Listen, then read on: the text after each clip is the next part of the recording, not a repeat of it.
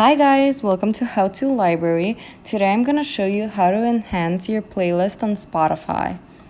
So right now I'm on the home screen of Spotify, and at the bottom you can see 4 icons: home, search, your library, and premium. So we're gonna need to go to your library, so we're gonna click on the third icon.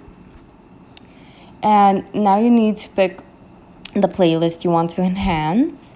I'm gonna pick my playlist number 1, and right under the photo you can see an enhance option, icon with like a person and a plus next to him, and a 3 dots option. So we're just gonna click on the enhance option, and this actually just puts some extra recommended songs in your playlist that you might like.